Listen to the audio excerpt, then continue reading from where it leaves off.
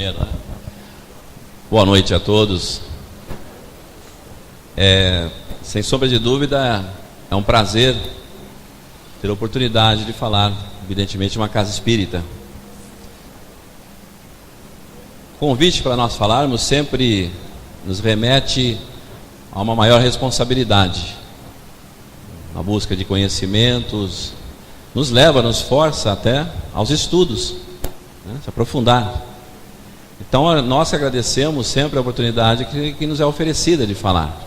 E a gente fica muito feliz, aliás, pelo número de tantos irmãos presentes. Uma segunda-feira, um feriado, né? Depois de um feriado prolongado.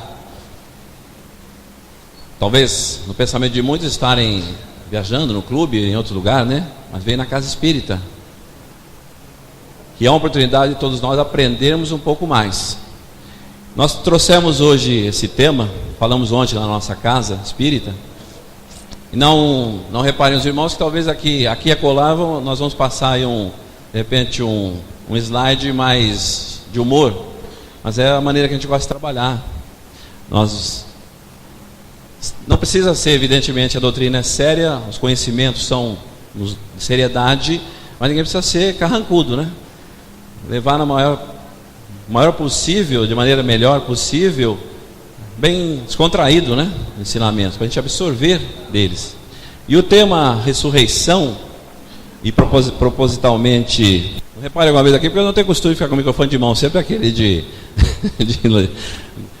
na orelha aqui, né? Então a gente pode brigar um pouquinho com o microfone. Mas como eu ia dizendo, a interrogação aqui é proposital. É um questionamento. Existe a ressurreição, conforme alguns acreditam? Será que depois da morte desse corpo, em determinado tempo, a gente voltaria e retomaria esse corpo? Nós vamos ver aqui no nosso estudo. Eu chamo de estudo porque realmente é isso. Vamos mostrar inclusive alguns trechos da primeira carta aos Coríntios, capítulo 15, do grande apóstolo Paulo, que ele, aliás, aí cerca de 2000 anos atrás, desenvolve uma ideia fantástica acerca da existência ou não da ressurreição. Então vamos adiante aqui. Tragédias, né? A morte, já entrando primeiro nesse assunto, como nós tivemos lamentavelmente lá no Rio Grande do Sul, naquela boate, a Boate Kiss, e constantemente, diariamente, a todo instante, nós estamos vendo, né, a morte que nos cerca. É uma realidade. Eu sempre falo que já tratei algumas vezes esse assunto, o mesmo assunto do dia de finados lá na nossa casa. E o pessoal fala, mas isso é desagradável, em pleno domingo e falar de morte. Mas, na realidade, não adianta a gente virar as costas a uma realidade, aquilo que é verdadeiro, aquilo que vai acontecer com todos nós. Eu falo que eu vou ficando com cabelos brancos, eu acho que me aproximando já, né, do momento. Vamos para a esposa, ela vai se preparando, né? A fila vai andando. Então é uma realidade. Eu estou, aliás, com uma nova esposa há 6 meses. Estive casado 35 anos e um ano atrás a minha esposa partiu, né? Mas como espírita e da consciência que a gente adquire, o conhecimento que a gente vai adquirindo, a gente vai aprender a superar. A dor é grande, é lógico, e vai ser, tanto quem parte como quem fica. Mas é um tema que precisa ser discutido, precisa ser pensado. O que acontece comigo? O que acontece com o meu corpo? Haverá ressurreição? Esses jovens que desencarnaram aqui, o que será deles? O que foi deles? O que está sendo deles? Nós não vamos entrar, evidentemente, aqui hoje no aspecto da vida pós-morte, da existência ou não do céu ou inferno, não é o nosso tema. Mas muitos ficam talvez ansiosos e gostariam que houvesse, né, ou que exista a possibilidade de uma continuidade de vida, ou até para alguns que pudesse retomar o corpo novamente, né? Muitas doutrinas religiosas cristãs colocam essa possibilidade da volta no corpo físico, ou num determinado tempo, como nós vamos ver. Eu Eu, como trabalho com vendas, né, e viajando aqui pela região, aqui em Marapuama, que fica pertinho de Itajobi, a maioria não deve conhecer. Ali você tem que passar em primeira marcha, porque se engatar a segunda não dá tempo de ver a cidade. E também em Pindorama, esses dois lugares na frente do cemitério. O senhor gosta de ficar vendo o cemitério? Eu falo, não, é que eu passo, é o caminho obrigatório. Tem essa frase interessante lá: fomos o que és, serás o que somos. Primeira vez que eu passei lá e vi essa frase, fiquei pensando, né, analisando, né? Fomos o que és. Os que estão lá dentro nos dizendo, né? Fomos igual a você que está aí fora. E você vai ser igual a nós daqui a pouco. Chama bastante atenção. Está lá na frente, como eu disse, do cemitério. E é realmente essa análise, né, de o que será, né? Nós estamos hoje vivendo aqui, graças ao bom Deus, família, com o companheiro, com os filhos, com os amigos da casa espírita. De repente tem alguém que nós conhecemos, alguém chega e fala: e o fulano? Você não sabe? Morreu. Mas nossa, sério? Nós nos surpreendemos fortemente com isso, né? Somos chamados para velório. Eu dizia ontem, aliás, aproveitando, o lugar interessante para aprender esse piada é em velório. É lamentável, mas é verdade. Não que eu goste de piada, mas eu ouvi muitas. O pessoal chega na comoção, entra, chora um pouco, né? Depois se afasta o caixão, vai para fora. E quando se faz uma rodinha, começam as piadas. Quando não, né? Dependendo como foi a pessoa, né? Começa alguns tipos de comentários, né? Fulano, hein? Olha, ele era um bom marido, mas tinha uns casinhos por fora, né? Começa aquela maledicência, né? A gente faz muito isso. Então tomar cuidado, né? O velório é um lugar que deveria ser um lugar de respeito. Nós oráramos para aquela pessoa que partiu. Se ele cometeu ou não os erros, a consciência é dele. Nós estamos ali para julgá-lo, né? Estamos ali para vibrar para aquele espírito que parte. Só um comentário para a gente ir. No Antigo Egito, o povo egito, aliás, que tinha um grande conhecimento, uma grande cultura, todos sabem, grandes projetos de arquitetura, né? Como as pirâmides, as esfinges. Eles acreditavam na volta do espírito ao corpo. Por isso as múmias, né? Múmias encontradas, né, por arqueólogos, estão muitas em museus. Ninguém voltou, só no filme A Múmia, né, que volta a múmia, né? Que no outro nunca voltou e nem vai voltar. Nós vamos ver por que não. Mas faziam-se, era um processo todo muito, aliás, especializado. Passava-se mel, produtos, enfaixava-se o indivíduo, principalmente faraós, né? E os faraós junto com seus tesouros, porque um dia ia voltar para retomar, voltar ao mesmo corpo, por isso conservado. Era a ideia da ressurreição, da volta ao corpo. Já se tinha ali. Passando meio rápido porque são alguns slides. Atualmente, a gente viu isso aqui na internet, ouvi, depois busquei. Esse jovem que está aqui, e essa também jovem, ela pediu, e isso aqui, se não me engano, na Holanda, me disseram que é na Holanda, não me lembro aqui 100%, pega-se o corpo do indivíduo e se transforma nisso aqui, diamante. Alguns meses atrás, né, que eu estava com 30 quilos a mais, eu falei para minha esposa, dá para fazer talvez uma pedra bem maior, né? Hoje já não dá. É feito realmente esse processo, pega o corpo do indivíduo, um processo todo, e se faz um diamante. Vejam só. Aí a pessoa pode usar, né, num anel, num broche, num brinco. Estou carregando meu ex aqui, ó. Vejam só. A transformação é a transformação do corpo, porque os elementos que existem no nosso corpo são possíveis de ser transformados, sim, num diamante. As pedras mais duras da natureza.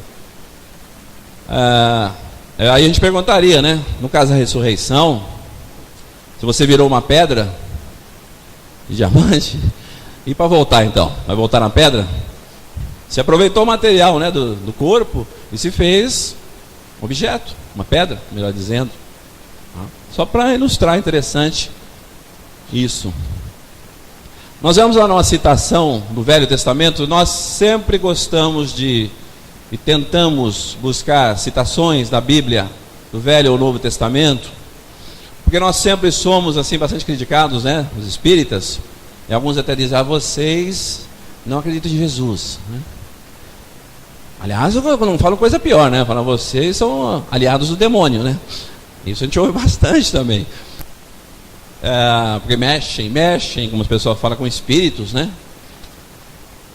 Não acreditam na Bíblia, e não é verdade. O que nós buscamos é buscar um bom entendimento da Bíblia, não só da letra que mata, mas do espírito que vivifica. Ou seja, buscar o sentido real daquela passagem, né? Buscar profundamente se aquilo tem lógica ou não. Nós não podemos, em pleno século XXI, ainda ter um raciocínio de 20 séculos ou mais atrás. Nós temos tecnologias, o pensamento já evoluído. Então vale isso também para as Escrituras. Analisarmos, não renegá-las simplesmente, falar não aceito, não. Buscar sentido, entendimento.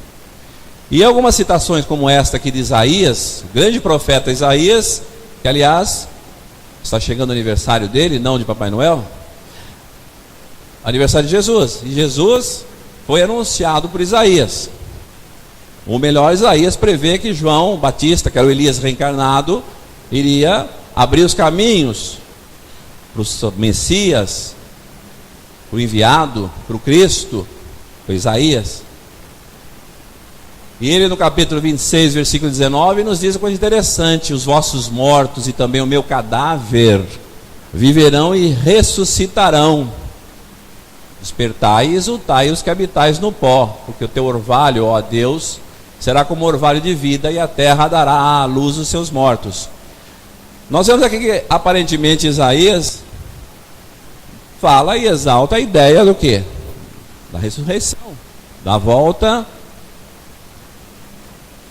ao corpo físico, aquele corpo que morre. O próprio, como ele diz, o meu cadáver também viverá. É uma ideia constante e presente, nós vimos desde os egípcios e continuando, não há acaso, porque nós vemos e sabemos da história que os hebreus, durante muito tempo, foram escravos dos egípcios. Muitas ideias, inclusive do paraíso perdido, os hebreus, o povo judeu, trouxe, de certa forma, do povo egípcio. Continuando, ainda Jó que tem aquela história, alguns dizem que é simplesmente um personagem fictício ou não verdadeiro, mas o que é importante da passagem de Jó é a sua resignação. Acho que a maioria aqui deve conhecer a sua história, aquele que perdeu tudo, toda a sua família e tudo, e continuou na sua fé firme. Ali tem uma lição, como eu disse, aí a análise das escrituras ou do que é citado. Se o personagem existiu ou não, o que interessa é a lição que está como fundo, ou seja, a resignação, a fé em Deus absoluta, como ele que perdeu tudo, sendo doente, e depois não se abalou, não perdeu sua fé, e depois lhe é restituído tudo. É uma lição. E Jó então nos diz uma coisa importante. Ele nos fala que na verdade há um espírito no homem, há um espírito em nós. Como diz o homem, homem e mulher, né? O pessoal tem discriminação, só fala de homem na humanidade. E a inspiração do Todo-Poderoso faz entendido. Veja que Jó, ele já diz que há algo mais do que só o corpo. Há ou existe um espírito no homem. A gente sempre busca, inclusive, também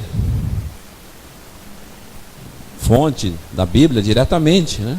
Principalmente a Bíblia protestante, que é bastante, ou quase toda fiel nas suas traduções. E as palavras como espírito está lá colocado dessa forma, espírito. Não é invenção de espírita, está citado dessa forma lá. Ainda Eclesiastes, que é outra citação, Os autores bíblicos dizem que o Eclesiastes foi escrito pelo rei Salomão. Colocam isto como uma relativa teoria, porque realmente não se tinha como comprovar, não se tem certos documentos. Mas também aqui, o que importa é o ensinamento. Ele nos diz: e o pó volte à terra como era, e o espírito volte a Deus que o deu. Essa passagem, e o pó volte à terra, a gente volta em Gênesis, na Bíblia, lembrando de que lá de uma maneira figurada, que é uma figura, né? O que Deus faz? Cria primeiro o homem, pega do barro e molda como se fizesse um boneco, né? Lhe sopra nas narinas, ele passa a viver, né? Depois vem a história que a maioria das mulheres não gosta, com razão, né? Tirou a costela do Adão e fez a mulher. Sempre tem um pessoal engraçadinho, né? Fala, tá vendo, mulher, dos dois lados, né? Fala, bom, a mulher é feita da costela, da carne de segunda, né? Fala, mas se de segunda é boa assim, tão bom como a mulher, então se fosse do filé mignon, né? Elogiando que a esposa está ali, está me olhando, né? Tem que, né, tomar cuidado com o que fala. Mas justamente a ideia do pó, de Deus ter tirado do pó e feito a nós, criaturas humanas, na verdade significa, isso aliás no livro A Gênese de Allan Kardec, é que o nosso corpo é formado dos elementos da matéria, da terra, todos nós.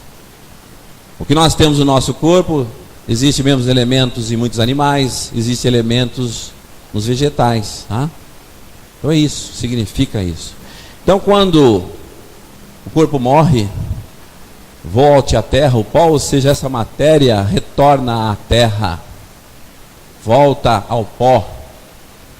E o espírito, vejam só aqui como ele coloca, volta a Deus, volta à vida além dessa matéria.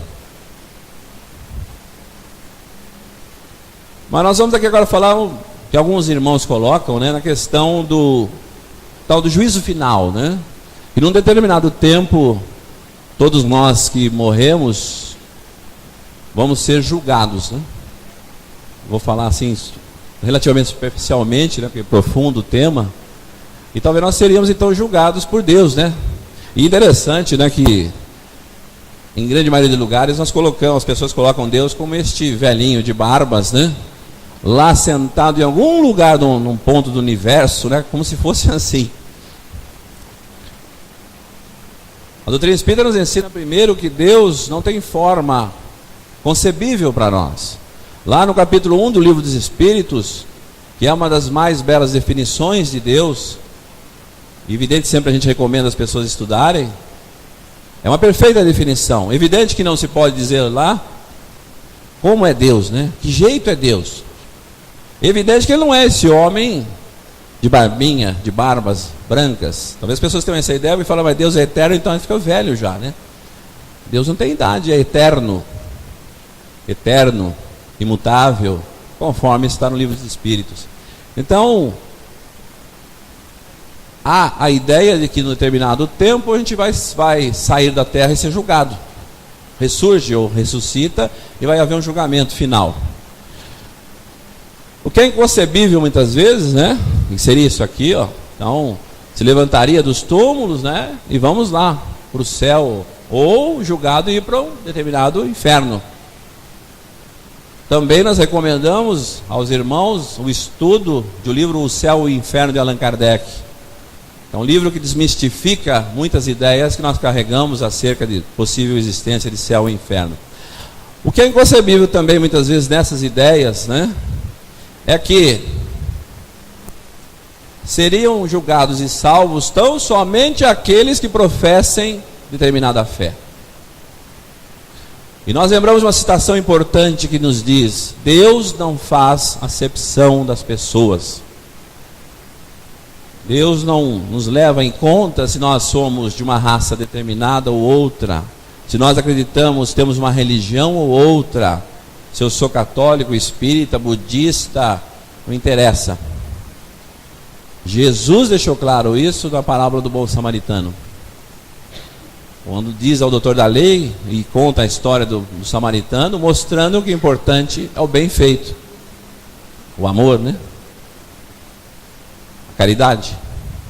Então, não se pode admitir que Deus julgue ou julgasse as pessoas ou salvasse tão somente aqueles que têm uma determinada fé. E nós não seríamos nós, por exemplo, que chegar e falar, e não é o tema salvação, mas a nós espíritas estamos numa boa, né? Não, né? Pode descer daí, menino.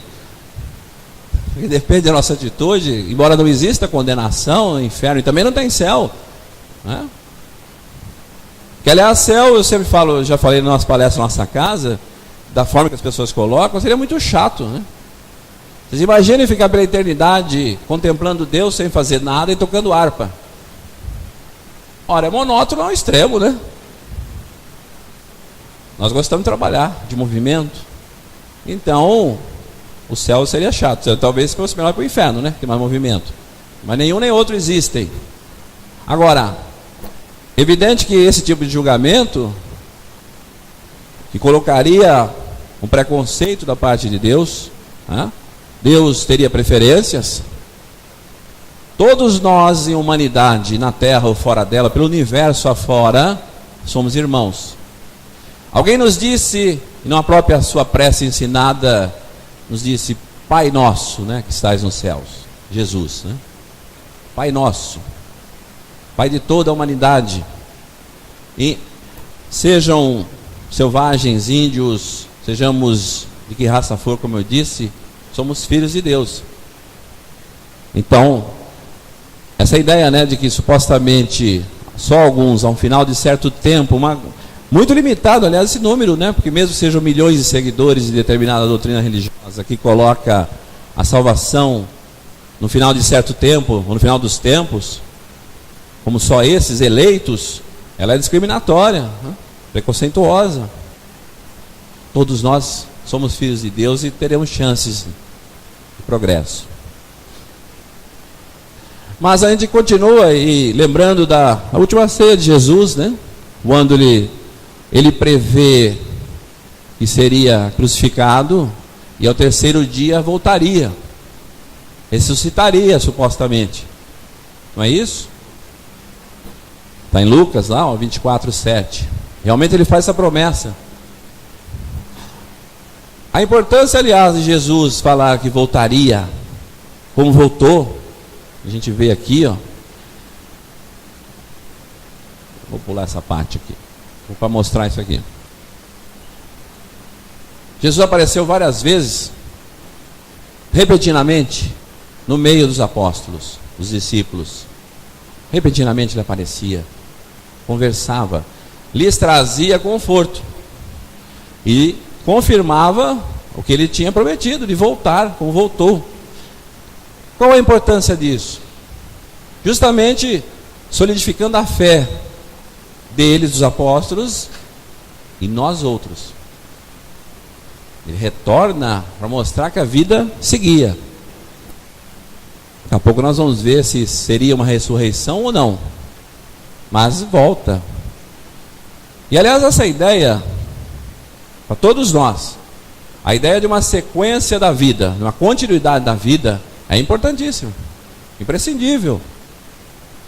E se nós nos colocarmos naquela situação materialista, de que daqui a pouco, por mais longa que tenha a minha vida, seja a minha vida, eu fico aqui até os 100 anos, né? É raro. E eu partisse daqui e virasse pó, me aniquilasse, o que adiantaria o meu esforço para aprender?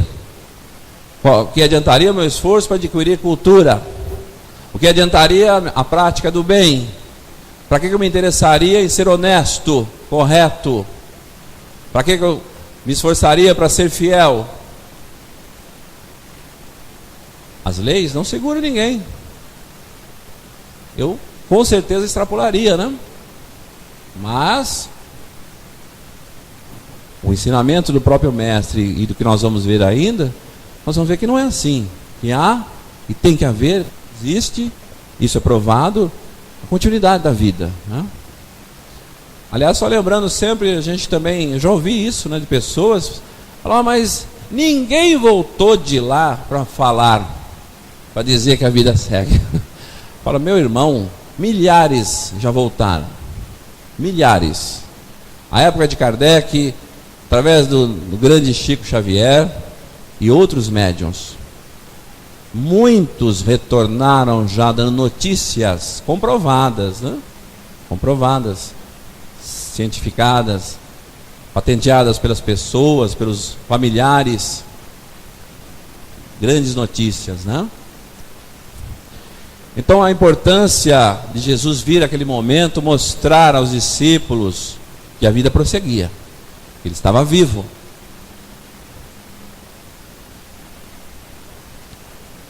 Nós vamos entrar agora aqui numa, como eu disse, uma citação muito importante nessa primeira carta aos Coríntios, do capítulo 15. Eu recomendo a todos, como eu disse no princípio, estudar esse capítulo.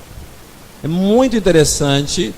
Eu, há alguns anos atrás, a primeira vez que eu consultei e li, e aliás Allan Kardec também faz um trabalho na Revista Espírita acerca dessa citação de Paulo, e quando eu li na época, como eu estava dizendo, me chamou muita atenção.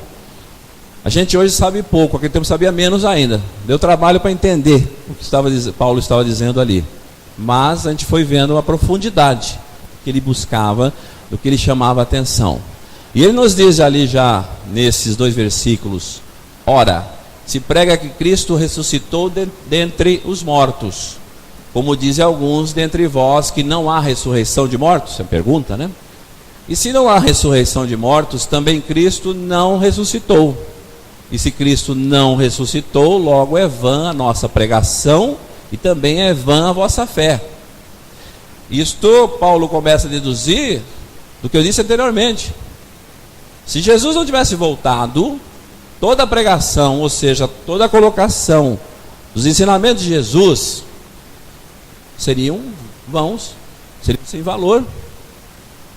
Entendamos. O que Jesus nos diz, por exemplo, no Sermão do Monte, as bem-aventuranças, bem-aventurados aflitos, por exemplo, né, só para lembrar. Ora, vamos lá, né, sendo bem brasileiro, qual a vantagem de sofrer? Ninguém quer sofrer, evidente. Mas Jesus fala que são bem-aventurados aqueles que sofrem. E a gente, recorrendo ao Evangelho segundo o Espiritismo, nós vamos ver desenvolvido esse tema: bem-aventurados aflitos. Mas, como eu disse, qual a vantagem de sofrer se se sofre, né? Se não há uma lógica, não há um porquê, não há um sentido. Então o que Jesus ensinou e nos pede resignação, coragem para enfrentar os sofrimentos, como ele enfrentou, sem merecê-los, foi sua crucificação. Ora, aqui tem um sentido. Então a pregação de Jesus, ela se firma, se confirma, e ela fica patente se houver uma continuidade de vida. Por isso que Paulo chama atenção. Ora, há que se continuar vivo. Nós ainda não falamos da existência ou não da ressurreição, mas ele começa a mostrar que Jesus voltou sim. Alguns falavam que não, mas Jesus voltou, ou supostamente teria ressuscitado. E isto confirma os seus ensinamentos. Patenteia. Vamos aqui mais rapidamente, né? Se você me toca e embora, fala, você está passando do tempo, né? Tem uma campainha para tocar aí o tempo? Não tem. Continuando, mas alguém dirá: como ressuscitam os mortos? E com que qualidade de corpo vem? Colocação de Paulo: insensato, o que tu semeias não é vivificado se primeiro não morrer. E quando semeias, não semeias o corpo que há de nascer, mas o simples grão, como de trigo ou de outra qualquer semente.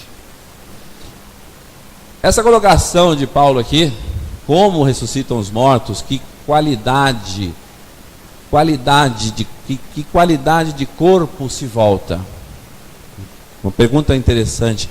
Qualidade, ou seja, feito, composto do quê? É o que ele pergunta. Quando ressuscita-se, volta com esse mesmo corpo ou outro tipo, outra formação de corpo? É o que ele questiona. Que qualidade tem esse corpo? Do que ele é composto? Do que ele é feito? Pergunta interessante. E ele, vocês vejam que, voltando ali, ele coloca que chama de insensato todos nós, né? Até, inclusive eu, muito mais. Ele nos diz: o que tu semeias não é vivificado se primeiro não morrer. E quando semeias como um trigo, um grão de trigo, primeiro tem que morrer, não é verdade? A semente lançada à terra, ela morre, para depois renascer. É isso que ele mostra, exemplifica. Ele começa a nos dar uma pista de que possivelmente um corpo tem que morrer para surgir outro, não é? Já começa essa pista. E ele realmente vai confirmando. Vamos pular isso aqui que nós já vimos, né? Aí ele ainda continua. Também há corpos celestes. Vou fechar esse programa aqui, meu João. Só por aí na frente, por favor, aí. Só o... Ele vê quando ele aparece. É um vício bom que ele tem aqui, né? Ou ele não gosta do orador, eu não sei o que acontece. De novo aí, ó. Pode, por favor. Eu acho que ele não gosta da minha palavra, viu? E é meu note, né? Pior se não fosse. Você vê que é o inimigo, né? Também há corpos celestes e corpos terrestres, mas uma é a glória dos celestes e a outra dos terrestres. Aqui, como eu disse, Paulo começa a dar uma pista e mostrar que há já dois tipos de corpos: um terrestre e outro celeste, espiritual, invisível, não é? Diferente. São dois tipos. Ele já começa a nos mostrar. E ele vai mais ainda. Assim também a ressurreição dentre os mortos. Semeia-se o corpo em corrupção, ressuscitará em incorrupção. Em Coríntios 15, 42. A palavra corrupção, vou dizer hoje na nossa casa, né? Ela é muito falada e divulgada e conhecida no meio político. Na Petrobras, né? Em Brasília é famoso esse nome, né? Essa palavra, corrupção. E nós normalmente conhecemos mais por esse sinônimo, né? Corrupção, aquele que se corrompe, que se vende, que vende o país, que vende, enfim, que usurpa do dinheiro público. Corrupção. E também a gente sempre chama a atenção, eu faço muito isso. Antigamente a gente ia lá no livro grande desse tamanho, no dicionário Aurélio, e ficava procurando palavra, né? Hoje é uma beleza, né? Hoje tem a internet. Você vai lá na internet e procura sinônimo, é um instantinho, né? É um momentinho você achou sinônimo. Mas se nós formos procurar o sinônimo de corrupção, como desse exemplo que eu disse dos políticos, existem outros sinônimos. E em certas frases, em certos textos, nós temos que buscar um sinônimo, que muitas palavras, e a língua portuguesa, aliás, é assim, para uma palavra, de repente, tem muitos sinônimos. Precisa ver o contexto da frase, no que se encaixa aquela palavra, ou onde encaixa aquele sinônimo, e se aquele sinônimo é concordante ali. Neste caso aqui, sem forçar, nós vemos que corrupção significa decomposição ou putrefação. Se encaixa perfeitamente aí. Voltando, quando nos diz, dentre os mortos, a ressurreição, semeia-se o corpo em corrupção, ou seja, esse corpo semeia-se, se decompõe. É decomposto. E ressuscita em incorrupção, num corpo que não se destrói, num corpo espiritual. Ele vai chamar assim já já.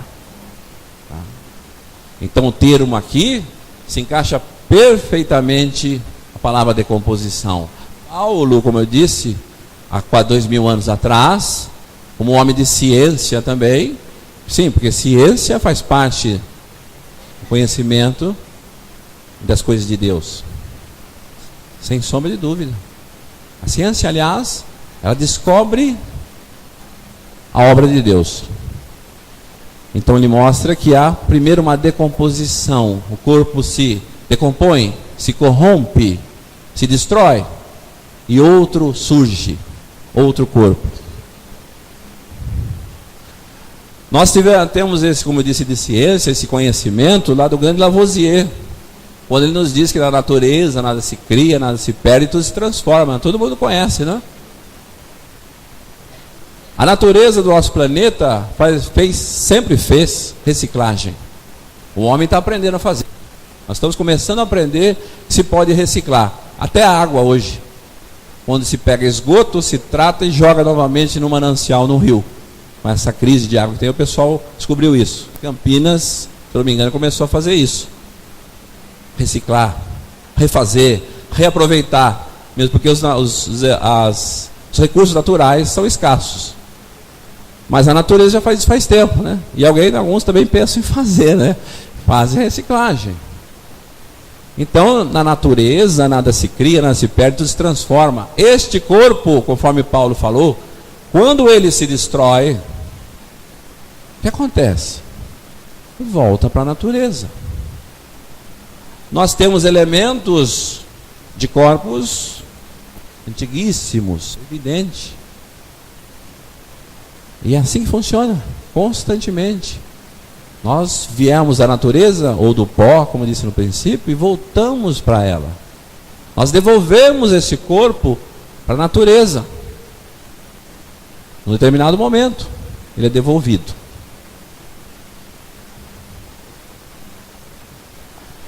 Paulo ainda nos diz que semeia-se um corpo natural e ressuscita corpo natural. E se há corpo natural, há também, ele afirma aqui agora, um corpo espiritual.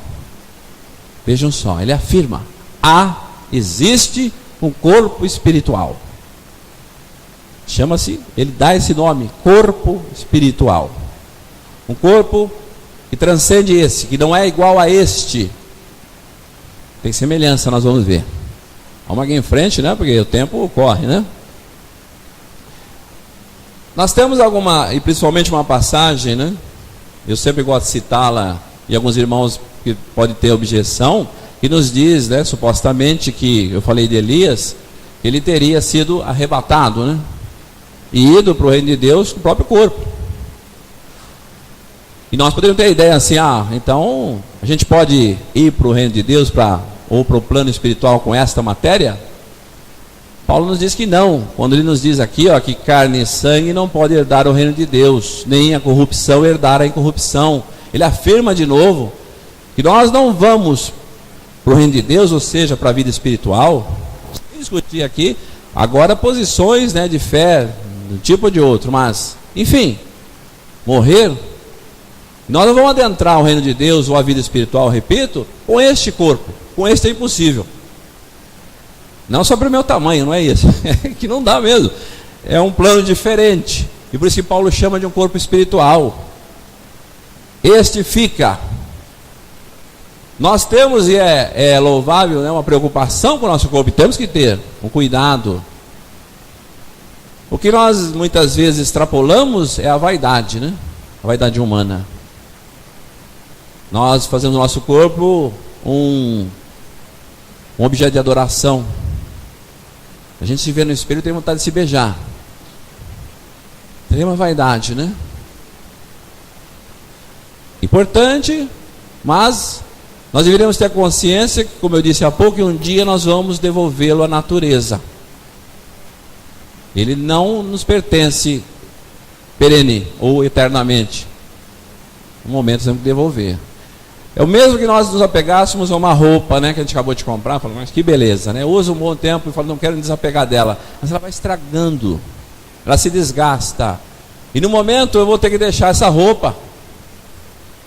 O que vale mais? Sou eu ou a roupa? Eu.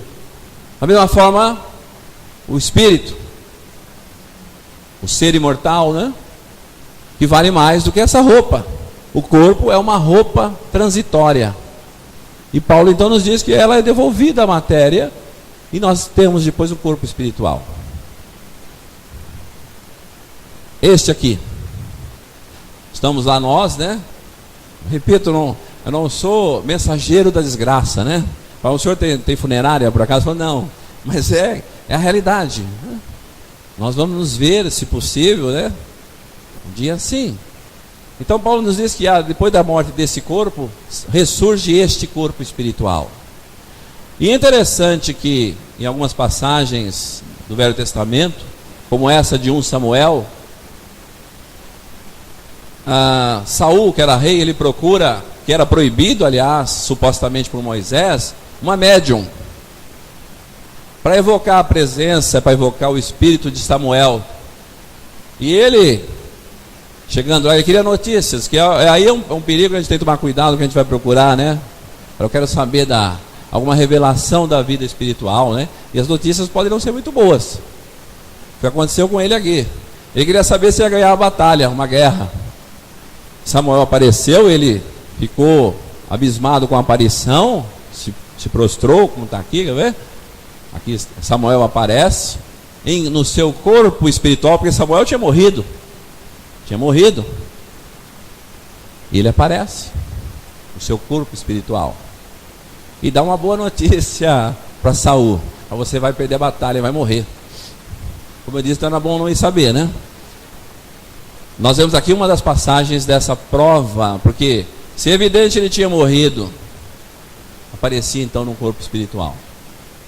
E não é só essa passagem, uma das mais conhecidas. E aqui em Mateus, no capítulo 17, é onde Jesus confirma categoricamente que João Batista era Elias reencarnado. Isso é categórico. Ele fala diretamente, né? E João Batista, é Elias reencarnado. Mas aqui aparece em seu corpo espiritual, aqui não sei a ordem, porque são muito parecidos, Moisés e Elias, ou Elias e Moisés. Aparecem conversando com Jesus. No que? Se tinham morrido como morreram, no seu corpo espiritual. Isto são citações da Bíblia, mostrando a verdade que Paulo vai nos afirmando, da condição da aparição desse corpo espiritual. Não apressado aqui, em um livro dos Espíritos, já entrando num novo conhecimento, os Espíritos perguntam se o Espírito tem uma forma determinada. Eles nos dizem que nós somos uma chama, um clarão, uma centelha. A gente sempre gosta de falar assim, eu Espírito, né?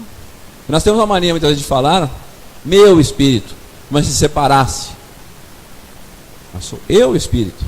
O ser pensante é o Espírito. O ser que tem sentimentos, conhecimentos é o Espírito. Então sou eu. Eu sou a personalidade. E o Espírito então é uma chama, um clarão, mais ou menos isso, que levou a citação em Gênesis ainda, de que Deus teria nos criado a sua imagem e semelhança. Aí vem a confusão, né, de colocar Deus na forma humana. A semelhança nossa com Deus reside nisso aqui, olha. Uma centelha, uma chama, um clarão. É a definição máxima que os Espíritos puderam nos passar, ou passar para Allan Kardec, do que nós somos, essa essência. Agora, continuando rapidamente, Kardec pergunta se os Espíritos são envolvidos por alguma substância. Eles nos dizem que sim, uma substância vaporosa para nós. E como eu disse ontem na nossa casa, né? A gente pode se elevar na atmosfera e se transportar para onde quiser. Ora, desencarnar tem vantagem, né? Morrer tem vantagem, não é? Porque você não vai gastar mais óleo de sapato, não precisa andar, se cansar, não precisa de carro, não precisa gastar combustível, não precisa pagar nem circular, e o que seja, porque você vai se transportar, como está aqui, para a atmosfera. Veja só que beleza. A princípio talvez todo mundo, né? Todos nós. Não se tem do lado de lá mais um corpo pesado como este. É um corpo espiritual. Os Espíritos nos dizem que basta pensar que você está lá. Então, como eu disse, não paga pedágio para ir daqui a São Paulo, né? Você pensa, vou lá para a capital, está lá. Quando desencarnado, lógico. Pensou? Mas é isso. Ainda Kardec pergunta 150A. Como que nós sabemos da individualidade do ser? Aqui entra a confirmação do corpo espiritual. Só que os Espíritos dão outro nome a Allan Kardec, chamam de perispírito. Perispírito. Confirmando a ideia de um corpo espiritual. Perispírito que nós temos, todos nós. E formado mais ou menos dessa forma, nesse exemplo. Aliás, eu sempre recomendo aos irmãos o estudo da questão 257 de O Livro dos Espíritos, ensaio teórico sobre as sensações e percepções dos espíritos, que dá uma definição preciosa acerca do perispírito e do espírito. Preciosa. mas mostrando aqui nesse exemplo do abacate, né? Nós vemos que a casca seria o corpo físico. O perispírito, ou como o perisperma do abacate, é o nosso perispírito, corpo espiritual. A semente seria aqui, localizada aqui, o quê? O espírito, a essência. Nós, quando encarnados, então somos formados por 3 elementos, didaticamente falando, não se separa. Nós somos espírito, perispírito e corpo. O perispírito é a função importante de transmitir. Ele é o elo entre o espírito e o corpo. Todas as sensações passam pelo perispírito, vão para o espírito, que é a sede, e vice-versa. Quando eu penso e falo, eu penso como espírito e transmito através do meu perispírito para o meu cérebro. E falo. É assim que funciona. Por isso que todo conhecimento que eu vou adquirindo, passando por esse perispírito, chega ao centro, Kardec chama de sensorium comune, ou seja, o espírito, e fica tudo armazenado. Por isso que não se perde. Então por isso que quando eu desencarno, eu levo comigo tudo que eu aprendi, carrego comigo todo o conhecimento, todo o amor cultivado, vai comigo. No final de um filme que é antigo, a maioria não deve ter assistido, são muito novos, né? Mas o filme Ghost, no finalzinho, é um filme, embora produzido nos Estados Unidos, em Hollywood, tem muita coisa de conteúdo. E ele nos fala lá no fim, despedindo da sua amada, engraçado, o amor que nós temos, levamos conosco. É uma realidade. O espírito carrega consigo. Pelo espírito, momentaneamente, mesmo depois de desencarnado, ele tem a função de nos identificar. Tá? Vou ter que pular aqui um pouquinho, porque nós estamos no final do nosso tempo aqui. Vou só num exemplo aqui, mais reto. Eu também sempre gosto de brincar com o pessoal nosso da nossa casa, né? Olha, como eu já estou avançando na idade, né? Daqui uns dias eu desencarno, falei, eu vou visitar vocês, se me deixarem. E espero me materializar. Vai ser uma correria danada, né? Falei, mas vamos correr, gente, sou eu, né? E é assim que o Espírito se manifesta. Se somos nós conhecidos, se eu me apresentar a vocês, vocês não vão querer minha visita, lógico que não, né? Mas, em plena, não precisa ser de dia nem noite, qualquer horário. Vocês vão me reconhecer porque eu vou dar a forma da minha última encarnação. O perispírito também tem essa função. Mas se for de uma outra reencarnação, eu posso me moldar meu perispírito para que a pessoa me reconheça. Isso aqui ou na vida, no plano espiritual, na erraticidade. Ele é moldável, ele se modifica, o perispírito. O livro dos espíritos, a Gênese, trata, mesmo o livro dos médiuns, a respeito do perispírito. Nós temos, eu vou pular uma passagem aqui para não demorar muito tempo. Como eu disse, o pessoal não me chama nunca mais aqui, né? Uma passagem interessante é essa de Lázaro, porque as pessoas podem objetar, mas ora, Jesus ressuscitou. São 3 passagens pelo menos de supostas ressurreições. A filha de Jairo, e aqui nós estamos falando aqui de Lázaro, que era irmão de Marta e Maria, muito amigo de Jesus. Quando falam a Jesus que Lázaro tinha morrido, olha o que Jesus diz: o nosso amigo dorme, vou despertá-lo. Jesus disse claramente: nosso amigo Lázaro dorme, não morreu. E que Jesus evidentemente vai, como todos conhecem, chama Lázaro de fora da sua tumba, chama Lázaro e ele sai. Esse fenômeno explicado rapidamente, está lá em Wikipédia também, lá na internet, é fácil para achar as coisas, né? Chamado supostamente de letargia, tá? Eu vou ter que ir meio rápido, como eu disse. Nós sabemos aí de muitas notícias, século XX agora passado, ainda, de acontecimento de pessoas que foram enterradas vivas. Supostamente estariam mortas, quando enterradas ou exumados seus corpos, viu que elas estavam de bruços, tinham arranhado a tampa do caixão. Segunda parte do livro Céu e Inferno, de Allan Kardec, há a história de Antônio B., enterrado vivo. Então, imaginem isso ao tempo de Jesus, onde a medicina era atrasada, e as pessoas então, podia acontecer de ser enterradas. Tá? E era tão comum, aqui tem uma citação de Atos dos Apóstolos, vou falar rapidamente também, As pessoas, o caso de um irmão que ele nega, tinha vendido um terreno, enfim, era Ananias, em frente a Pedro, Pedro, sabendo que ele estava tentando enganar, porque ele tinha que doar um dinheiro à comunidade cristã, Pedro o repreende, e ele desmaia. Aquele tempo era o seguinte, nós não podíamos passar mal e desmaiar. Se você desmaiasse, tinha um pessoal que já ia levar para enterrar. Então, se você passasse mal, encostasse em algum lugar, né? Porque se caísse, o pessoal já via, os moços que falam aí em Atos dos Apóstolos, se carregavam e levavam embora. Quer saber, morreu, está desacordado, morreu. Porque não havia uma medicina como hoje avançada, onde se tem a certificação absoluta que a pessoa morreu. E aí sim, enterro. Bom, vou pular isso aqui, desculpe. Para encerrar, né, já estamos no tempo, nós temos essa grande frase de Allan Kardec. Há uma controvérsia que não seria Kardec que escreveu essa frase, mas o importante, e sem sombra de dúvida, ele pensava assim: nascer, morrer, renascer ainda e progredir sempre, tal é a lei. Então nós, meus irmãos, através dessa colocação de Paulo rápida que nós fizemos, né, que o tempo é curto, mesmo que a doutrina espírita nos mostra a existência de um corpo espiritual, e evidentemente atrelado ao corpo espiritual existe o espírito imortal, porque o corpo é corpo, mesmo espiritual, o ser pensante é o espírito. Nós somos então seres imortais, criados por Deus, pelo nosso Pai de amor e justiça, criados para a grande finalidade que é a evolução. Por isso morremos, o nosso corpo morre, nasce, morre, renasce. Nós voltamos sim, mas voltamos em outros corpos, aqui ou em outros planetas, em outros mundos, que não há só vida aqui, mas sempre continuadamente. O progresso é lei, nós não paramos de evoluir nunca. Este é o momento, este é o instante na nossa longa jornada.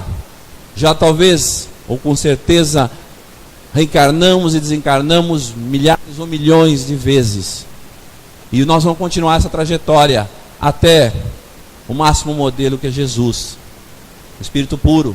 Seremos assim. Nós fomos criados não para o sofrimento, não para angústia, fomos criados para a felicidade.